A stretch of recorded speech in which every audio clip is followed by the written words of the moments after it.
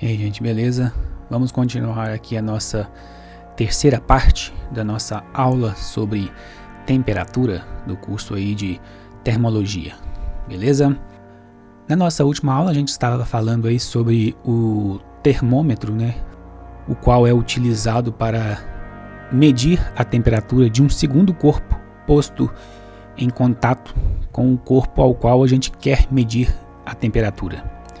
A gente viu que a propriedade que permite isso é a troca de energia térmica, que é a transição de energia vibracional das moléculas partículas de um corpo para o outro, de tal modo que sempre que se estabelece esse contato, haverá uma busca espontânea de um estado térmico comum aos dois corpos, onde a temperatura dos mesmos sejam iguais.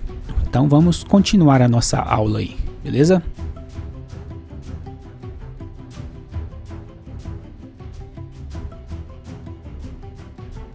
Vamos falar um pouco disso, né?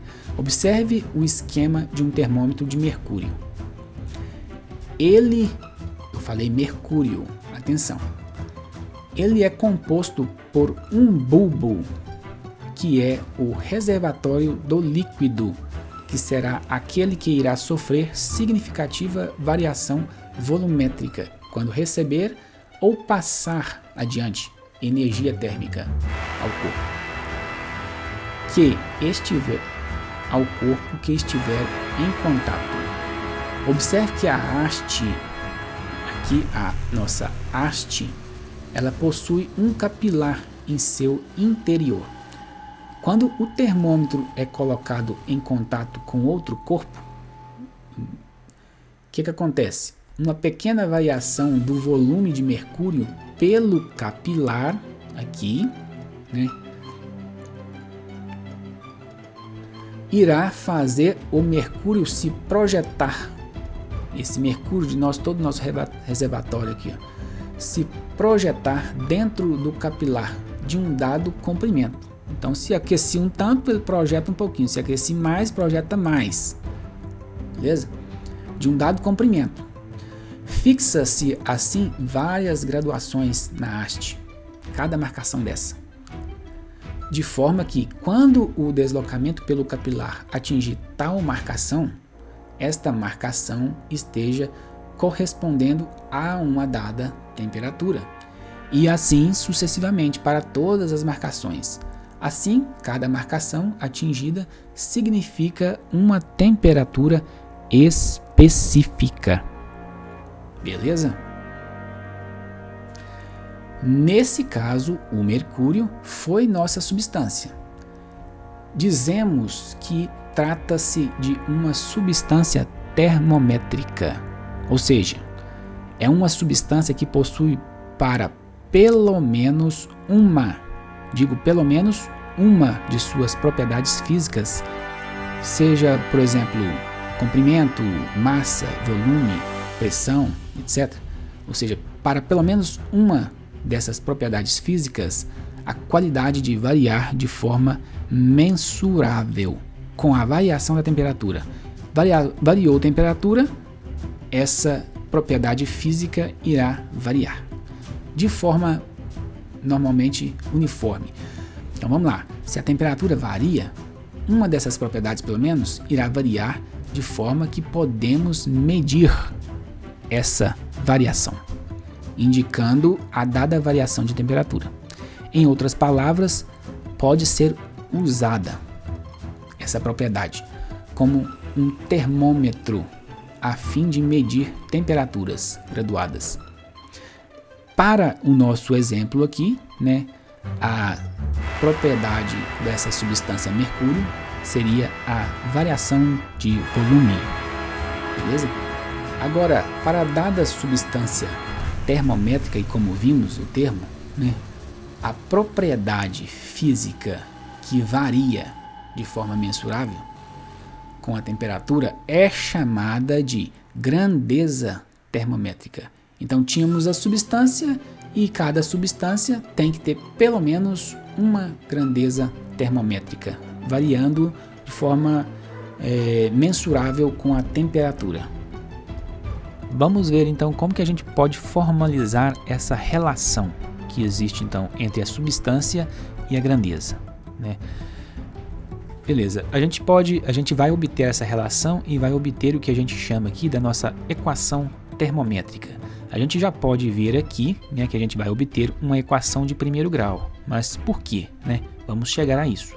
Eu vou apagar aqui essa tela aqui para eu poder rabiscar. Vamos lá. Eu sei o que? Então a substância tem uma relação com a temperatura, de forma que forma uma equação de primeiro grau. Beleza? Isso aqui a gente já conhece bem essa equação, né? O coeficiente aqui, o coeficiente angular, né, e o coeficiente de corte. Isso. Beleza, mas vamos pensar o seguinte. Como que isso tudo começa? Começa que eu sei que a minha substância, né, ela tem uma certa proporcionalidade então com a variação da minha temperatura. Mas vamos pensar nisso aqui de uma forma gráfica, né? Como que a gente está trabalhando isso aqui? A gente tem então uma variação da nossa temperatura, né, me dando uma variação para a minha grandeza, de forma mais ou menos uniforme. Então, se eu tenho inicialmente um ponto aqui, e se eu medir também um outro ponto, um segundo ponto, então a gente pode obter aqui, a nossa relação é mais ou menos uniforme. Isso vai me dar o quê? Mais ou menos uma reta, né? Uma equação de primeiro grau. E eu posso determinar esses valores. O coeficiente angular da reta, que vai ser o nosso A, né? E o nosso coeficiente de corte, que a gente vai obter aqui, fazendo a projeção aqui do nosso resultado.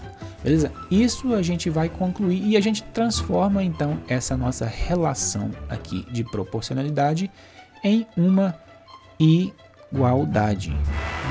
Transformando-se então e obtendo os coeficientes aí. Beleza?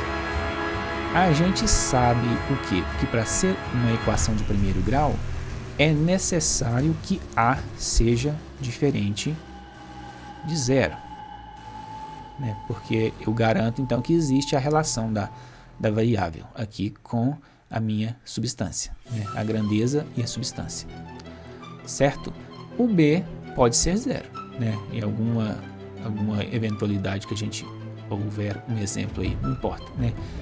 Essa seria a nossa equação termométrica para a relação da substância com a sua grandeza, variando mais ou menos de forma uniforme. Beleza, gente. Então, a gente tem então a nossa equação termométrica, relacionando aí a nossa substância com a nossa grandeza. Beleza? Então, observe que com isso a gente já é aí capaz de estar medindo temperatura, né? No caso do nosso termômetro que a gente tinha olhado, a gente tinha então a substância mercúrio, a variação da substância, qual que era a grandeza que a gente observava? O volume, né? Então eu teria a grandeza, volume. E variando a temperatura, então eu observava essa variação de volume. Isso tudo é mensurável. Então a gente já pode obter então variações de temperatura e observando a variação de volume do mercúrio. Vamos levar isso então agora para a prática, né? Vamos pensar então lá no termômetro, né? Se eu faço as minhas marcações lá na haste do termômetro e eu vou atribuir aqueles valores àquelas marcações, eu estarei então formando uma escala termométrica, beleza? Eu vou deixar esse assunto para a próxima aula, né? Mas eu já vou dar uma introdução aqui para a gente poder pegar o gancho aqui e já ter uma ideia do que a gente vai falar, né? Como eu disse, então, a gente já tem a noção de como que se mede temperatura por essa equação, né? Mas o interessante agora é que a gente faça o que? Leve isso para um instrumento, né? Se a gente pensar que no caso do termômetro, a gente pode fazer graduações e que na marcação lá da haste, e de forma que ele possa registrar os valores específicos de temperatura, então eu estou tendo um conjunto de valores numéricos que registram temperaturas específicas. Esse conjunto de valores a gente vai chamar de uma escala termométrica, né? E observe que esses valores eles são arbitrários, depende de quem criou a escala, beleza? Para se formar uma escala, observe isto. Para se formar uma escala, eu preciso definir pelo menos 2 valores de referência. Então, eu vou deixar aqui esse conteúdo só por aqui e na próxima aula a gente vai dar continuidade ao tema de escala termométrica. Mas já deu para a gente ter uma noção, assim, basicamente do que se trata então uma escala. Beleza? Então é isso aí, até a próxima aula. Um abraço.